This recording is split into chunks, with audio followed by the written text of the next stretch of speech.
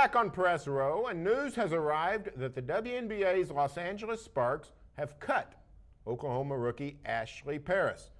I was surprised. I didn't see this coming, I have to say. I'm not on the WNBA blogs a lot, though.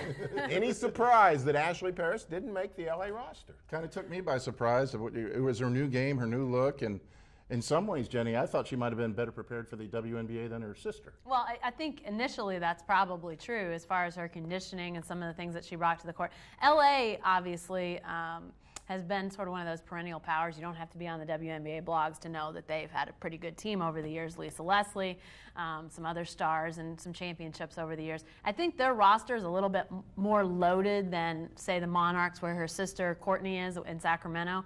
So a little bit tougher roster to make, but I did think she would be on the roster. I really was surprised that she got cut, and I would think there's got to be a team or two out there right now who are thinking, let's pick her up. Let's get her in uniform now, because I think there are teams that could definitely use an Ashley Paris. Is Lisa Leslie not gone? Is Candace Parker not gone? No. I thought they were both gone. Well, Lisa's got one more year, and then she retires, and Candace has had the baby and I think is probably going to be a little slow to recover. So they're down. Well, they will be down, but right now they obviously have roster spots they have to fill. So I think she was just sort of in a numbers crunch a little bit. What person in Ashley Paris' situation, is she better off trying to hook on with another WNBA team?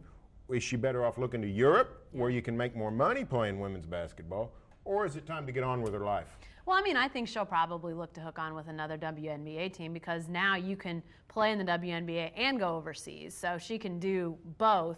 I'd be surprised if there isn't a team out there that won't pick her up. I mean, I really would be. It might not have worked right in LA for her, but she's too good. She's got too many skills and too many areas that she can improve upon even more, that I think there's got to be a team out there that'll take her. But obviously, if that opportunity isn't there, she can easily go overseas and play basketball. Maybe it's time to put an ocean between her and her sister, though. Seriously, maybe it's time to break away, see what she can do on her own, maybe get some confidence and some money in Europe, and maybe come back.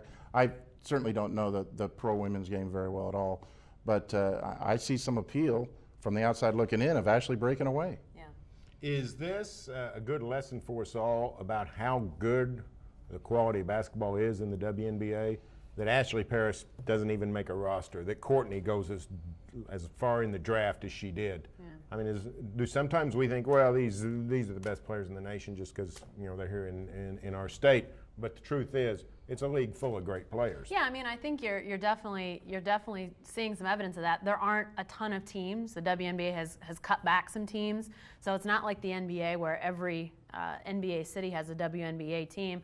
There aren't as many roster spots out there, so you're looking at if you start to say 10, 12, 14-year veterans like there are in the NBA and there are in the WNBA, you tend to have a lot less spots for even really good rookies. So I think you do maybe have a little bit different sense of that. I don't know if that'll change the appreciation of anybody, if people will watch more around here than they have before. But it's going to be interesting to see what happens with Ashley, but it's also going to be interesting to see what happens with Courtney. I was actually reading, went on the Sacramento Bee's website today just to see sort of what the talk is as the Monarchs get ready to play and Courtney gets ready to make her debut. And the Monarchs apparently have had a really good track record of bringing in players who've been a little bit either too thin or slight or out of condition, and we all know that Courtney could probably use a little help on her conditioning, and they've gotten those players in much better shape, in much better condition. Tisha Penichero, who's one of their stars, Nicole Powell, who's one of their stars from Stanford. Some of us got a chance to see her play when she was with the Cardinal. They all came in not in the shape that they're currently in. And so the Monarchs have a pretty good track record of improving conditioning in their players. It'll be interesting to see if Courtney could drop 15 or 20 or 30 pounds, what kind of player she could become. Let's take another break. When we come back, we'll talk about which late-night talk show Blake Griffin will be on.